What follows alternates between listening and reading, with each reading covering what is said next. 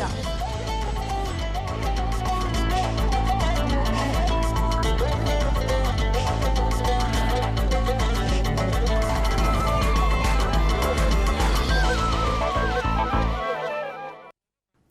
नमस्कार, स्वर्णिम मध्य प्रदेश छत्तीसगढ़ में आपका स्वागत है और मैं हूं प्रियंका तिवारी। शुरुआत करेंगे इस खास बुलेटिन की। छत्तीसगढ़ सरकार ने कोरोना के नए वेरिएंट ओमिक्रॉन के संक्रमण पर नियंत्रण के लिए आदेश जारी किया है। ये आदेश भारत सरकार और स्वास्थ्य और परिवार कल्याण के जारी दिशा निर्देशों के तहत दिया गया।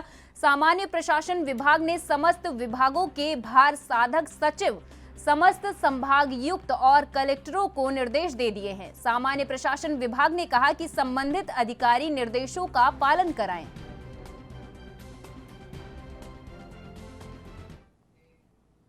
छत्तीसगढ़ के स्वास्थ्य मंत्री टीएस सिंहदेव ने केंद्र सरकार पर टीकाकरण के आंकड़ों को लेकर गंभीर आरोप लगाए। उन्होंने कहा कि केंद्र सरकार ने छत्तीसगढ़ में टीकाकरण को लेकर गलत आंकड़े दिखाए हैं। टीकाकरण के आंकड़ों को लेकर छत्तीसगढ़ सरकार ने केंद्र सरकार पर बड़े आरोप लगाए।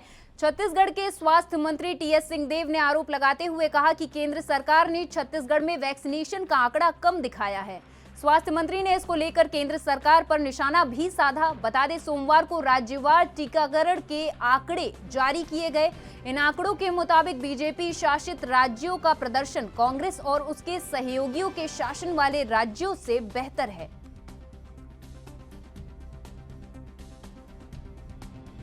और नागरिकों से अपील करिए कि आप इसका स्वयं भी पालन करें। सरकार करा सकती है, लेकिन और अच्छा होगा कि स्वयं आगे आके कोई भी यात्री जो बाहर से आ रहे हैं इस व्यवस्था का पालन करें। और कोविड अप्रोप्रिएट बिहेवियर, मास्क का पहनना, भीड़ भाड़ की जगह में कम से कम जाने की कोशिश करना, हाथ साफ रखना, ये आने वाले सालों में हमको अपने जीवन का हिस्सा बनाने की मानसिकता बना लेनी। कहा गया है कि जो वैक्सीन प्रोडक्शन जो शासित राज्य हो चाहे जहाँ पे वैक्सीनेशन कम हो, जहाँ भाजपा की गवर्नमेंट है वहाँ पे 90% ज़्यादा हो और सेकंड 14%। अगर ऐसा केंद्र सरकार ने कहा है तो दुर्भाग्यजनक है कि वैक्सीनेशन किसी राज्य में नहीं लग रहा है, देश में लग रहा है। पूरे देश में क्या स्थिति है इसको देखना चाहिए। और मैं आंकड़े भी देख रहा था एएनआई के माध्यम से जो प्रकाशित हुए थे। केंद्र सरकार ने छत्तीसगढ़ का बताया है 84 या 86%, यहाँ तो 90% से ज़्यादा वैक्सीनेशन हो गया।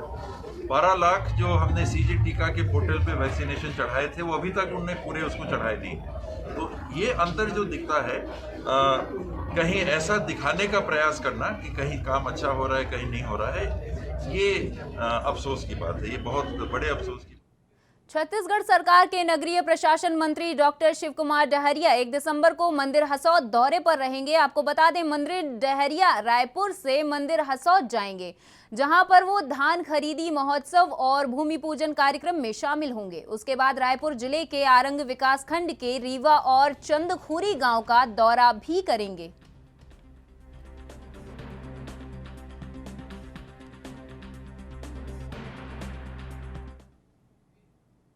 छत्तीसगढ़ के मुख्य सचिव अमिताभ जैन ने वीडियो कॉन्फ्रेंसिंग के जरिए 1 दिसंबर से शुरू हो रही समर्थन मूल्य पर धान खरीदी व्यवस्था की समीक्षा की। इस दौरान मुख्य सचिव ने कोरोना के नए वेरिएंट से बचाव की आवश्यक तैयारी भी समीक्षा की।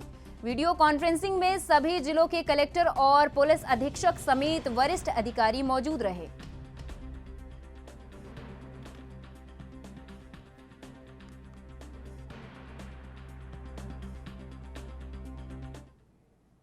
वहीं एमपी के भोपाल में 24 घंटे के दौरान कोरोना के 16 नए पॉजिटिव केस आए। इस बात से चिंतित मुख्यमंत्री शिवराज सिंह चौहान ने मंत्रालय में इमरजेंसी मीटिंग बुलाई। मुख्यमंत्री ने कलेक्टर को तुरंत सक्रिय होकर सभी आवश्यक कदम उठाने के निर्देश दिए।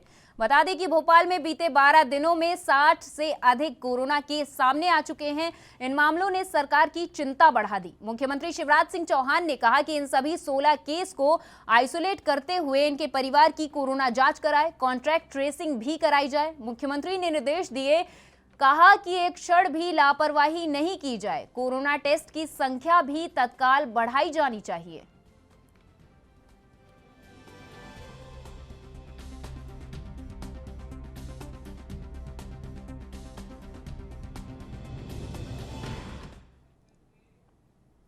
एमपी के ग्वालियर में स्कूल अब फिर से 50% क्षमता से खुल सकेंगे। साथ ही स्कूल भेजने के लिए पेरेंट्स की सहमति भी अनिवार्य होगी। कोरोना की तीसरी लहर के खतरे को देखते हुए बतौर एहतियातन ये दिशा निर्देश जैसे ही प्रदेश के मुख्यमंत्री शिवराज सिंह चौहान ने सोमवार से लागू किए, वैसे ही स्कूल संचालक सख्ते में आ गए।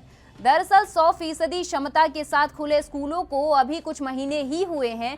ऐसे में फिर से इस नियम के लागू हो जाने से अब स्कूल संचालकों की साल भर की तैयारी पर प्रश्न चिन्ह लग जाएगा। इसलिए स्कूल संचालक अब सरकार के इस निर्णय से सहमत नहीं नजर आ रहे। वहीं मांग कर रहे हैं कि सरकार को इस निर्णय को वापस लेने के बारे में तुरंत विचार करना चाहिए। पिछले 2 सालों से कोरोना संक्रमण का दंश झेल रहे स्कूल संचालक नहीं चाहते हैं कि उनके स्कूलों पर फिर से ताला लगे।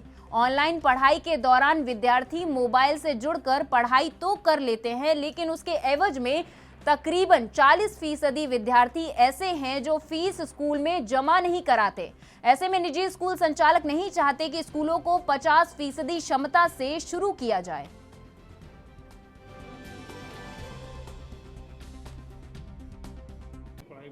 बहुत अंतर लगता है क्योंकि ना ऑनलाइन से हम लोग ना अच्छे तरीके से नहीं पढ़ पाते और ऑफलाइन से बहुत अच्छे तरीके से पढ़ते हैं, क्योंकि हम रेगुलर स्कूल आते हैं, रेगुलर स्टूडेंट है आने के, तो इसलिए हमें बिल्कुल भी अच्छा नहीं लगता ऑफलाइन मतलब ऑनलाइन। अब जब आदेश मिल गए हैं तो अब आप स्कूल कैसे आओ, क्या सुरक्षा गाइडलाइन जो कोरोना की है कैसे पालन करेंगे, क्या सुरक्षा के क्या मानक मानेंगे आप? सुरक्षा क्या मानक नहीं, ये सही थोड़ी ना है जो ऑनलाइन है, क्योंकि बच्चों का भविष्य का सवाल है। वैसे भी 10th बोर्ड है, आप कुछ भी नहीं कर सकते। साथ गाइडलाइन में ये भी है कि आपको मास्क और सोशल डिस्टेंसिंग का उपयोग करना है, हाँ, सैनिटाइजिंग करना है, तो हाँ, इन सब चीज़ों का पालन करेंगे आप? यस सर, क्योंकि कोरोना बहुत फैल रहा है, कोरोना महामारी बहुत फैल रही है, बहुत, इससे जाने भी गई हुई है पहले से। एमपी के भोपाल में 24 घंटे के दौरान कोरोना के 16 नए पॉजिटिव केस आए। इस बात से चिंतित मुख्यमंत्री शिवराज सिंह चौहान ने मंत्रालय में इमरजेंसी मीटिंग बुलाई। बैठक में प्रदेश के गृह मंत्री नरोत्तम मिश्रा ने भी भाग लिया। बैठक में प्रभारी मंत्रियों को अपने प्रभार के जिलों में अस्पतालों में बेड, वेंटिलेटर, ऑक्सीजन प्लांट और रेमडेसिविर इंजेक्शन सहित अन्य व्यवस्थाओं की समीक्षा करने के निर्देश दिए। प्रदेश में 6 नए मेडिकल कॉलेज खोलने के प्रस्ताव को आज बैठक में मंजूरी दी गई है।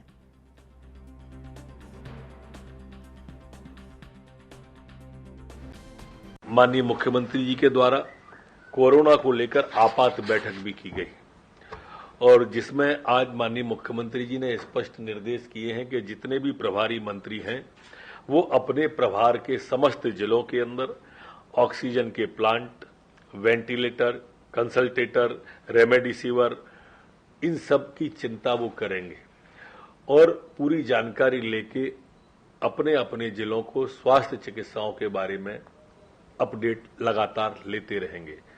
आज माननीय मुख्यमंत्री जी ने सभी मंत्रियों को कहा भी है कि टेस्टों को बढ़ाना है, जनता की जागरूकता मास्क के प्रति, सैनिटाइजर के प्रति और अन्य कोरोना से संबंधित जो भी गाइडलाइन है उसके प्रति भी जागरूक करने का संबंधित जिलों को।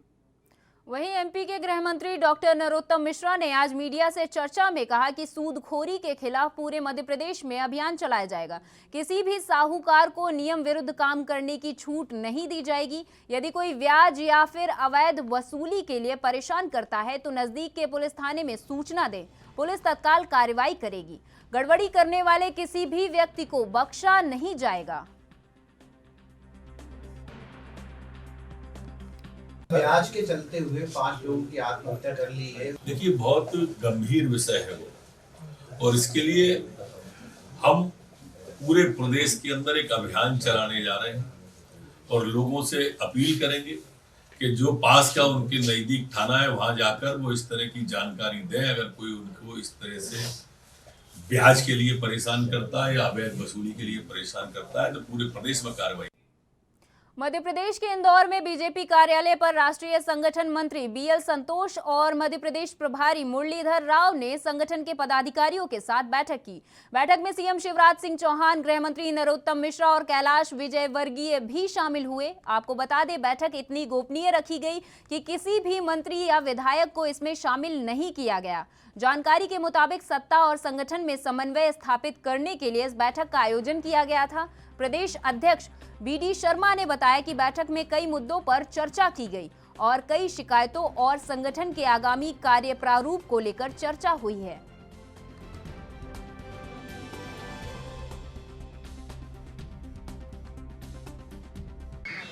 माननीय BL संतोष जी का 3 दिन का महामंत्री प्रवास अभी मध्य प्रदेश के अंदर चल रहा है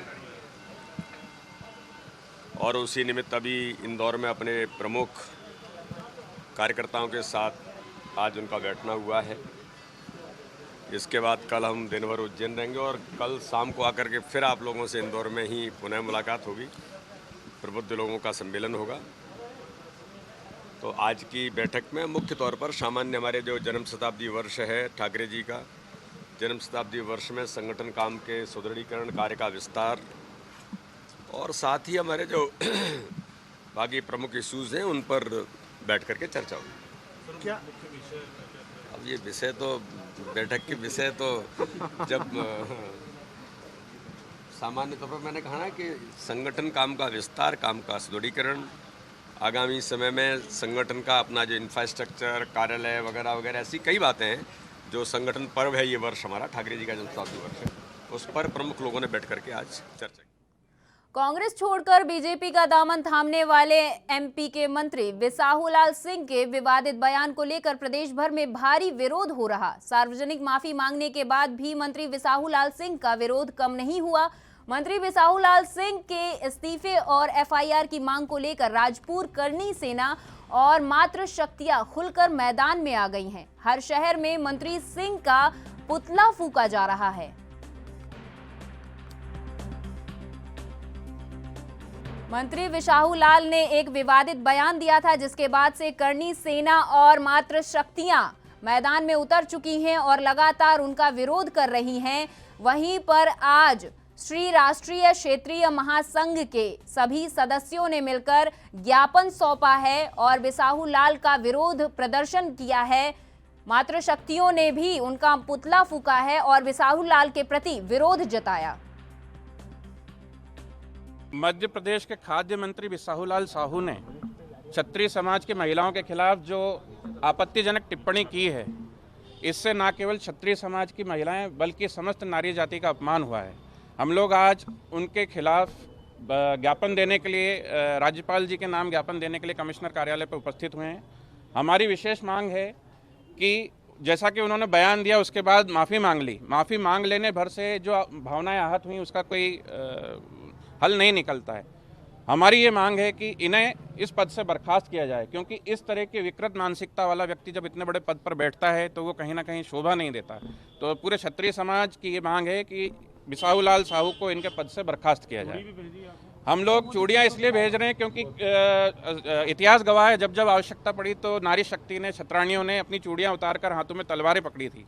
तो जो ये व्यक्ति आज की नारी को कमज़ोर समझता है तो ये उस व्यक्ति की भूल है।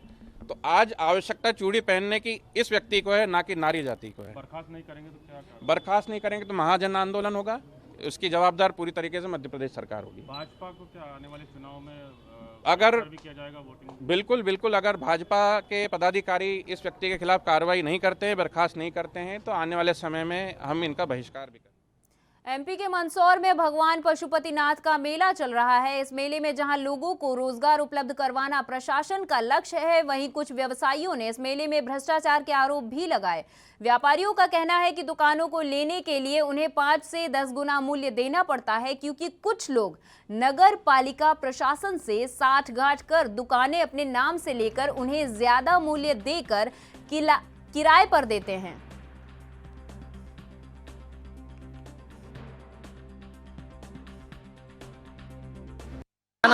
नाम है सर आपका? विकास भाव सर। कहाँ के रहने वाले हैं? खानपुरा मंदसौर। कितने टाइम से व्यापार कर रहे हैं मेले में? व्यापार तो 5-10 साल से करता हूँ, लेकिन हर साल मेरे को प्लाट नहीं मिलता जी। 10 साल हो गए हैं कम से कम, और 5 साल से मेरी पर्ची बाकी है, उसके पैसे नहीं आए हैं। 4 साल की पर्ची मेरे पास पड़ी हुई है अवेलेबल। जब पुराने पैसे नहीं आए तो इस बार मैंने पर्ची 4 साल से पर्ची मेरे पास पड़ी हुई है। जब पुराने पैसे आएंगे तो नई पर्ची भरूंगा मैं। क्या हर साल मतलब ये समझ लो 5 साल की पर्ची मेरे मम्मी के नाम की पड़ी हुई है, अभी तक उसका पेमेंट नहीं आया मेरे नगर पालिका की तरफ से। नगर पालिका से क्या चाहते हैं? यही कि जो काला बाजारी होती है वो हमेशा के लिए बंद करी जाए। जो काला बाजारी ये होती है कि 8-8, 10-10 यहाँ मंदसौर के ही लोग प्लाट भरते हैं और कार्नर ये जितने भी कार्नर हैं, मेरी निगाह में 50 कार्नर ऐसे हैं जो हमेशा फिक्स रहते हैं और 10-10, 15-15 हज़ार रुपये में जाते हैं। मैं आज से नहीं 10-15 सालों से देख रहा हूँ, जिसकी फिक्स दुकान है उसकी फिक्स दुकान लगी हुई है और 10-10, 15-15 हज़ार गड्ढे खिसकाते हैं। और यहाँ मेले में काला बाजारी बहुत ज़्यादा है और हम जैसे छोटे मोटे दुकानदार हैं उन लोगों को जगह तक नहीं मिल पाती है। हम फार्म भरते हैं लेकिन हम ऐसे कैसे बैठे रह जाते हैं और हमारा पैसा भी अटका पड़ा है। नगर पालिका के बीच में जो इस बार जगह छोड़कर दुकानें काटी गई उसमें भी काला बाजारी होते हुए देखिए मैंने। मैं किसका नाम लेना नहीं चाहता हूँ ऑफिशियली, लेकिन उसमें भी मैंने काला बाजारी होती हुई देखी है मेरी आंखों से। भगवान पशुपतिनाथ के मेले में कुछ व्यवसायियों ने भ्रष्टाचार के बड़े आरोप लगाए हैं। इन व्यवसायियों की माने तो मेले में मिलने वाली दुकानें गोटियों के सिस्टम के साथ ही भारी मूल्य चुकाने के बाद मिलती है। मतलब ये कि जिन लोगों को दुकानें आवंटित की जाती है वो लोग उन दुकानों को 10-10, 12-12 गुना दामों पर दूसरे लोगों को किराए पर दे देते हैं। इस संबंध में हमने मेला अधिकारी, नगरपालिका सीएमओ और जिला कलेक्टर से भी बात करने की कोशिश की, लेकिन कलेक्टर ने साफ कहा कि जब तक हमारे पास कोई शिकायत नहीं आती हम कोई कार्रवाई कर पाने में असमर्थ हैं।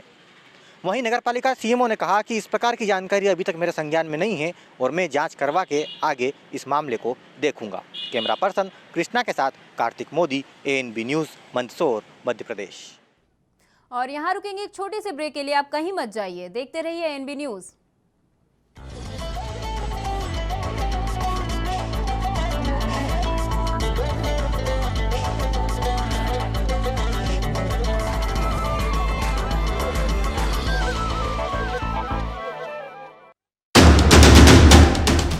राष्ट्र धर्म रात 8 बजे सिर्फ ANB न्यूज़ पर। ਮੁੱਖ ਮੰਤਰੀ ਚਰਨਜੀਤ ਸਿੰਘ ਚੰਨੀ ਦੀ ਅਗਵਾਈ ਹੇਠ ਪੰਜਾਬ ਸਰਕਾਰ ਨੇ ਲੋਕ ਹਿੱਤਾਂ ਲਈ ਲਏ ਕਈ ਫੈਸਲੇ। ਨਰਮੇ ਦੀ ਫਸਲ ਖਰਾਬ ਹੋਣ ਤੇ ਕਿਸਾਨਾਂ ਨੂੰ ਪ੍ਰਤੀ ਏਕੜ 17,000 ਰੁਪਏ ਅਤੇ ਨਰਮਾ ਚੁਗਣ ਵਾਲਿਆਂ ਨੂੰ 10% ਦੀ ਮੁਆਵਜ਼ਾ ਦਿੱਤਾ ਜਾ ਰਿਹਾ ਹੈ। ਕਿਸਾਨੀ ਸੰਘਰਸ਼ ਦੌਰਾਨ ਸ਼ਹੀਦ ਹੋਏ ਕਿਸਾਨਾਂ ਦੇ ਪਰਿਵਾਰਾਂ ਨੂੰ ਦਿੱਤੀ ਜਾ ਰਹੀ ਹੈ ਸਰਕਾਰੀ ਨੌਕਰੀ। ਪੂਰੇ ਪੰਜਾਬ ਵਿੱਚ 1 ਲੱਖ ਨੌਕਰੀਆਂ ਅਤੇ 36,000 ਕੱਚੇ ਮੁਲਾਜ਼ਮਾਂ ਨੂੰ ਪੱਕਿਆਂ ਕੀਤਾ ਜਾਵੇਗਾ। ग्रुप डी ਦੀ ਭਰਤੀ ਹੁਣ ਰੈਗੂਲਰ ਹੋਏ ਕਰੇਗੀ, ਆਊਟਸੋਰਸ ਵਾਲਾ ਕੰਟਰੈਕਟ ਵਾਲਾ ਕੰਮ ਖਤਮ। 2 ਕਿਲੋਵਾਟ ਤੱਕ ਦੇ ਲੋਡ ਦੇ ਖਪਤਕਾਰਾਂ ਦੇ 1500 ਕਰੋੜ ਰੁਪਏ ਦੇ ਬਿੱਲ ਮਾਫ ਕੀਤੇ ਗਏ। ਬਿਜਲੀ 3 ਰੁਪਏ ਪ੍ਰਤੀ ਯੂਨਿਟ ਘਟਾ ਕੇ ਪੰਜਾਬ ਬਣਿਆ ਸਸਤੀ ਬਿਜਲੀ ਦੇਣ ਵਾਲਾ ਦੇਸ਼ ਦਾ ਮੋਹਰੀ ਸੂਬਾ। 2,85,000 ਬੇਜ਼ਮੀਨੇ ਅਤੇ ਖੇਤ ਮਜ਼ਦੂਰਾਂ ਦੇ ਕਰਜ਼ੇ ਮਾਫ ਕੀਤੇ ਜਾਣਗੇ। 1168 ਕਰੋੜ ਰੁਪਈਆ ਜਿਹੜਾ ਪਿੰਡਾਂ ਦੀਆਂ ਪੰਚਾਇਤਾਂ ਪਰ ਖੜਾ ਸੀ ਉਹ ਵੀ ਖਤਮ ਕਰ ਦਿੱਤਾ। ਝੋਨੇ ਦੀ ਨਿਰਵਿਘਨ ਖਰੀਦ ਅਤੇ ਸਮੇਂ ਸਿਰ ਅਦਾਇਗੀ ਨੂੰ ਯਕੀਨੀ ਬਣਾਇਆ ਗਿਆ। ਜਿੰਨੇ ਫਸਲ ਇਸ ਸਾਲ ਵਧੀਆ ਚੱਕ ਹੋਈ ਹੈ 24 ਘੰਟੇ ਤੋਂ 48 ਘੰਟੇ ਦੇ ਵਿੱਚ ਪੇਮੈਂਟ ਹੋਈ ਹੈ। ਲਾਲ ਲਕੀਰ ਅੰਦਰ ਆਂਦੇ ਘਰਾਂ ਨੂੰ ਮਿਲ ਰਿਹਾ ਹੈ ਮਾਲਕਾਨਾ ਹੱਕ। ਪੂਰੇ ਪੰਜਾਬ ਦੇ ਵਿੱਚ 25,000 EWS ਦੇ ਮਕਾਨ ਬਣਾ ਕੇ ਗਰੀਬਾਂ ਨੂੰ ਅਸੀਂ ਦੇਣ ਲੱਗੇ ਹਾਂ। ਐਸੀ ਮਨਜ਼ੂਰੀ ਦੇ ਦਿੱਤੀ ਹੈ। ਕਿਸਾਨ ਜਥੇਬੰਦੀਆਂ ਦੀ ਮੀਟਿੰਗ ਦੌਰਾਨ ਕਿਸਾਨਾਂ ਦੀਆਂ ਲਗਭਗ ਸਾਰੀਆਂ ਮੰਗਾਂ ਨੂੰ ਕੀਤਾ ਪ੍ਰਵਾਨ। ਪੈਟਰੋਲ ਦੇ 10 ਰੁਪਏ ਅਤੇ 5 ਰੁਪਏ ਡੀਜ਼ਲ ਦੇ ਘਟਾ ਕੇ ਪੰਜਾਬ ਬਣਿਆ ਸਸਤੇ ਤੇਲ ਵਜੋਂ ਉੱਤਰ ਭਾਰਤ ਦਾ ਪਹਿਲਾ ਸੂਬਾ। ਰੇਤ ਦਾ ਪਿੱਟ ਦਾ ਰੇਟ ਕੀਤਾ 5.5 ਰੁਪਏ ਪ੍ਰਤੀ ਫੁੱਟ। ਸਾਰਾ ਰੇਤ ਮਾਫੀਆ ਖਤਮ। ਆਟੋ ਰਿਕਸ਼ਾ ਚਾਲਕਾਂ ਰੇੜੀਆਂ ਤੇ ਲੱਗੇ ਜੁਰਮਾਨੇ ਮਾਫ ਕੀਤੇ ਜਾਣਗੇ। ਪ੍ਰਾਈਵੇਟ ਬੱਸਾਂ ਦੀ ਧੱਕੇਸ਼ਾਹੀ ਤੇ ਲਗਾਈ ਲਗਾਮ ਅਤੇ ਟੈਕਸ ਭਰੇ ਬਿਨਾਂ ਸੜਕਾਂ ਤੇ ਨਹੀਂ ਉਤਰਨਗੀਆਂ ਬੱਸਾਂ। 842 ਨਵੀਆਂ ਬੱਸਾਂ ਲੈ ਰਹੇ, 105 ਬੱਸ ਅੱਡੇ ਬਣਾ ਰਹੇ ਅਸੀਂ। ਮੁੱਖ ਮੰਤਰੀ ਚਰਨਜੀਤ ਸਿੰਘ ਚੰਨੀ ਅਤੇ ਪੰਜਾਬ ਸਰਕਾਰ ਦਾ ਇੱਕੋ ਸੁਪਨਾ, ਸਭ ਨੂੰ ਮਿਲੇ ਹੱਕ ਆਪਣਾ।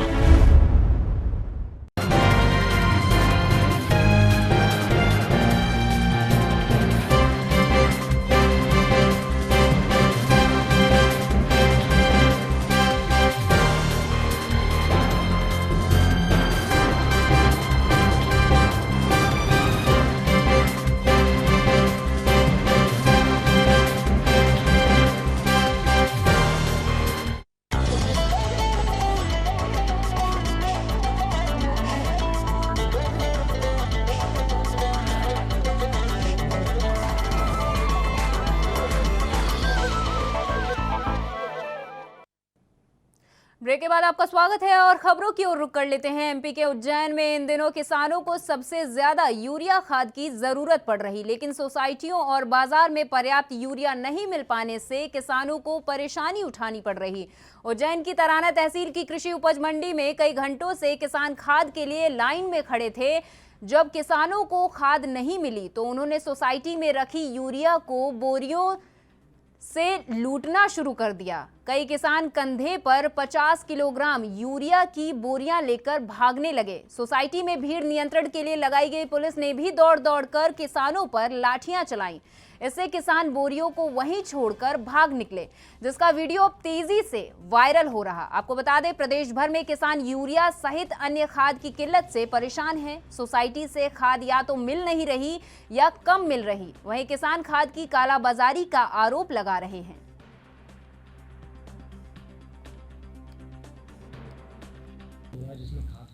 ये 6 दिन पुराना विषय है और उस समय जब खाद आई थी तो उस दौरान ये इस तरह की कुछ लोगों ने कोशिश की थी कि उसको लाइन से हट के, जो लाइन बनी थी उससे हट के करने का प्रयास किया था और तत्काल ही 1 मिनट में व्यवस्था बन गई थी।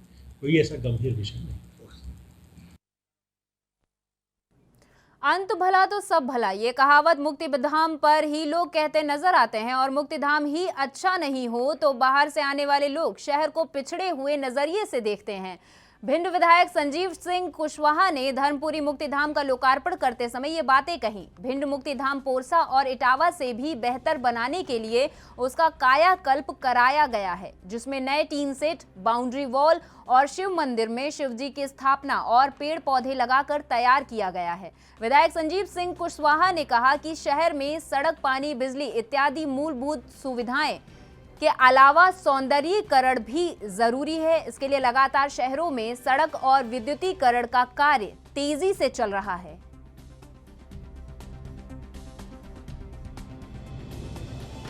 लोकार्पण किया गया है, उसमें 4 सड़कें हैं और हमारा मुक्तिधाम था जो वर्षों से उपेक्षित था और जीर्ण अवस्था में था। हमारे जीवन की अंतिम यात्रा यहीं समाप्त होती है। वो भी सुंदर होना चाहिए। लोग जो आते हैं उनको थोड़ी सुविधाएं होनी चाहिए, बैठने की सुविधा होना चाहिए। वहाँ पर कोई प्रॉपर टीन शेड नहीं थे। वो टीन शेड जो टूटे टाटे थे, बरसात के मौसम में वहाँ दिक्कत आती थी। तो वो बढ़िया सब वो टीन शेड वगैरह वो बन के RCC कंक्रीट के होके सब बढ़िया पुताई रंगाई होके एक अच्छे मंदिर का भी निर्माण हुआ है उसमें।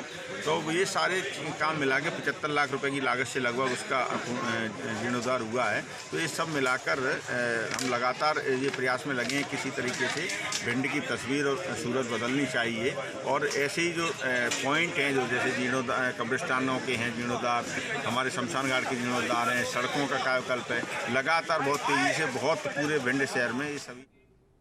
एमपी के इंदौर में आध्यात्मिक गुरु भय्यू महाराज की खुदकुशी के मामले में एक नया खुलासा हुआ। कोर्ट में पेश की गई व्हाट्सएप चैटिंग ने इस मामले में एक नया ट्विस्ट खड़ा कर दिया, जिससे अब जांच की दिशा भी बदल सकती है। भोपाल फॉरेंसिक अधिकारी ने अदालत में करीब 109 पेज की व्हाट्सएप चैटिंग पेश की, जिसमें आरोपी पलक और उसके जीजा पीयूष से उसकी बातचीत का विवरण है। तो वहीं आरोपी विनायक और शरद के वकीलों ने अपनी दलीलें पेश की हैं। हालांकि अब सभी आरोपियों की गवाही 3 दिसंबर को कोर्ट में कराई जाएगी। क्रॉस एग्जामिनेशन तो कंप्लीट हो चुका है। 3 तारीख जो है वो मुलजिमों के बयानों के लिए लगी हुई है। मुलजिम बयान हो गया, अभियोजन अपना साक्ष्य समाप्त कर दिया, अभियोजन मुलजिम बयान हो जाएंगे, उसके बाद आर्गुमेंट। अभी तक क्या कहानी सामने आई है? अभी तक की जो अभियोजन ने जो भी आरोप लगाए थे वो अभी तक अभियोजन हमारे अनुसार अभी तक प्रूव नहीं कर पाया। इसमें कुहू का और इनका क्या रोल निकला? जैसे जिस तरीके से आयुषी और कुहू का भी विवाद सामने आया, हाँ, तो क्या रोल निकला इसमें? वही आपस में दोनों माँ बेटी की बनती नहीं थी। वो अपने कुहू जो थी वो इसको माँ मानने को तैयार नहीं थी, इसी आधार पर उनके झगड़े होते थे। ये थी कि प्रकरण में पलक, शरद और विनायक मिलकर महाराज को ब्लैकमेल कर रहे थे और उन्हें गलत दवाइयाँ देकर डिप्रेशन का शिकार कर रहे थे। अभियोजन ने अभी तक 31 गवाह कराए। मेरे मत में किसी भी गवाह ने इस बात को प्रमाणित नहीं किया। उसके बाद फॉरेंसिक जांच अधिकारी तिलक राज की गवाही हुई है, जिन्होंने एक मोबाइल से चैटिंग की स्क्रीनशॉट निकाली है। उस स्क्रीनशॉट के आधार पर मैं आपको ये बता सकता हूँ कि उस स्क्रीन चैट में आयुषी द्वारा तांत्रिक किया गया था एक चीज़, उस तांत्रिक से 25 लाख रुपए में डील की गई थी दूसरी चीज़। तीसरी चीज़, कुहू जब आने वाली थी महाराज की मृत्यु के ठीक पहले, जब उसको इंदौर आना था, तब कुहू का कमरा आयुषी ने बिगाड़ दिया। ये साथ ही उसके भी पहले भैयू महाराज की पूर्व पत्नी, महाराज के पिता और कुहू की फोटोग्राफ पिक्स आयुषी ने जला दी है। ये सब चीज़ें रिकॉर्ड पर आई है और इस सब से ये चीज़ आई है रिकॉर्ड पे कि आयुषी महाराज को मेंटली हरास करती थी, आयुषी महाराज को प्रताड़ित करती थी और ये आत्महत्या का कारण है, ऐसा हमारा। मध्य प्रदेश के भिंड में शहर के बीचों बीच बने मंदिर को प्रशासन ने हटवा दिया। हालांकि इस दौरान स्थानीय बीजेपी और कांग्रेस के नेताओं ने प्रशासन का विरोध किया, तो वहीं पुलिस ने करीब आधा दर्जन लोगों को हिरासत में ले लिया। एसडीएम ने बताया कि अतिक्रमण हटाना मेरी प्राथमिकता है, क्योंकि सड़क चौड़ीकरण करने का काम होना है और इस मंदिर को प्रशासन दूसरी जगह पर विधि विधान से स्थापित कराएगा।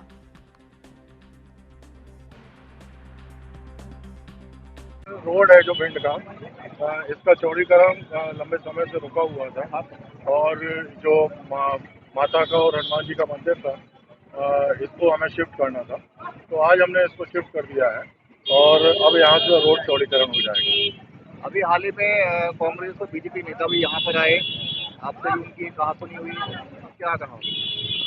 देखिए, उन्होंने कुछ अपना विरोध किया और उसके बाद चूँकि हमारा रोड चौड़ीकरण हमारी प्राथमिकता में है और सभी संगठनों से जो हमने इसमें चर्चा की थी, चर्चा करने के बाद बाकायदा इसका जो विधि विधान से पूजन करा के इसको नए मंदिर में इनको शिफ्ट किया गया है। अब ऐसा कोई इशू नहीं है। और मंदिर शिफ्ट किया गया? ये रेडियो का जो मंदिर है, रेडियो का जो ऑफिस है, उसके बगल में एक मंदिर है, काफी बृहद मंदिर। एमपी के सतना में कल शाम नगर निगम और पुलिस ने सख्त कार्रवाई करते हुए रेलवे स्टेशन रोड पर बनी दुकानों के बाहर बनाई गई दीवारों को बड़े हथौड़े से तोड़ा, जिसके विरोध में रेलवे व्यापारी संघ के अधिकारियों ने अतिक्रमण प्रभारी को घेर लिया और दोषपूर्ण कार्रवाई करने का आरोप लगाते हुए हंगामा करने लगे और बिना सूचना के अतिक्रमण हटाए जाने का आरोप लगाया। हंगामा होते देख नगर निगम ने अतिक्रमण की कार्रवाई को रोक दिया और व्यापारियों को सामान हटाने की मोहलत दे दी।